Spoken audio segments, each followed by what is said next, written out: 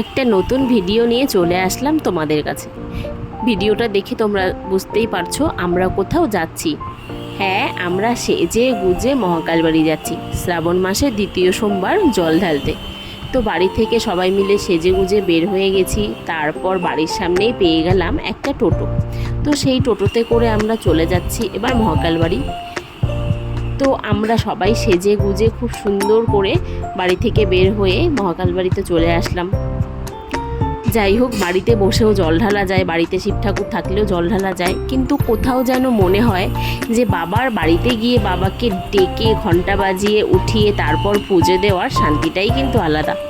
আমরা সবার প্রথমে বাড়িতে তো সবাই জল ঢেলেইছি, তারপর আমরা চলে গেছি মহাকাল বাড়িতে, কারণ মনে হয় সেখানে স্বয়ং মহাদেব বসে থাকেন আর সবার মনস্কামনা পূর্ণ করেন, সবার ভক্তি ভরে পুজো বাবা নেন।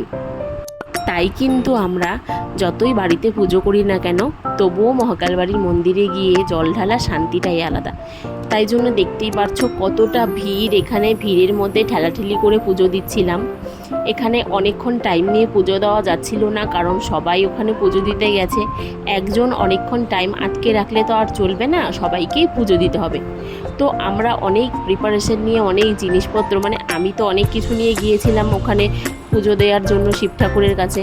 তো সব কিছু ঠিকঠাকভাবে সেরকম সাজিয়ে গুছিয়ে পুজো দিতে না পারলেও মোটামুটি যেভাবেই হোক দিয়েছি, কারণ অনেকটা ভিড় ছিল, আমি তো আর অনেকক্ষণ আটকে রাখতে পারবো না। কিন্তু ওখানে পুজো দিয়েছি, মন শান্তি হয়ে গেছে। শিব ঠাকুরের কাছে গিয়ে পুজো দিলে মনটা একটা অন্যই শান্তি পায়। যতই আমরা সেজে গুজে ফ্যাশন করতে যাই না কেন, গিয়েছি তো আমরা পুজো দিতে, তাই না? মন দিয়ে পুজো দিয়েছি কিনা সেটা আমরা নিজেরাই জানি। যখন কেউ পুজো করে তখন কিন্তু মন দিয়েই পুজো করে, আর বাদবাকি দিকে নজর কিন্তু আমরা দিই না। যেহেতু এখন একটা ফটো ভিডিওর সময় চলে এসেছে, তাই আমরা যদিও ফটো ভিডিও করে থাকি, যখন আমরা নিজেরা পুজো দিই তখন কিন্তু আমরা নিজেরা ভিডিও করি না।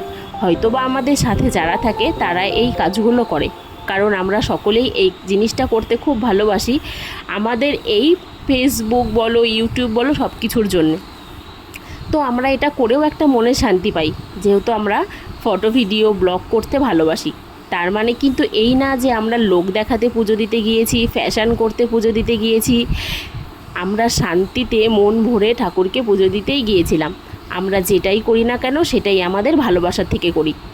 তো যাই হোক, কথা বলতে বলতে আমাদের পুজো দেওয়াও হয়ে গেল। তোমরা আমাদের পুজো দেওয়াটা দেখেছো। আর এখানে খুব ভিড়। ছেলেকে আগেই জল ঢালতে নিয়ে আসিনি, কারণ আমি পুজো দিয়ে তারপর ছেলেকে নিয়ে এবার আমি ছেলেকে ঢুকিয়ে এখানে পুজো দেওয়াবো।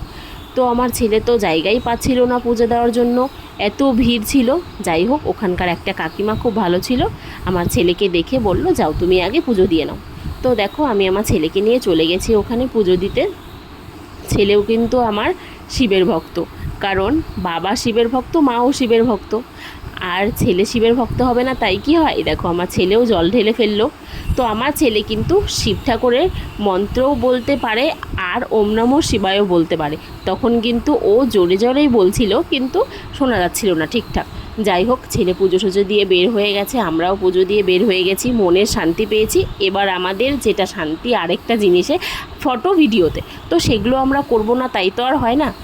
তো দেখাচ্ছি তোমাদেরকে আমরা কি করছি এখানে। এবার পুজো দিয়ে বের হয়ে ছেলে একটা বেলুনের দোকান দেখেছে, বেলুন নিয়ে নিল, ছেলে শান্তি।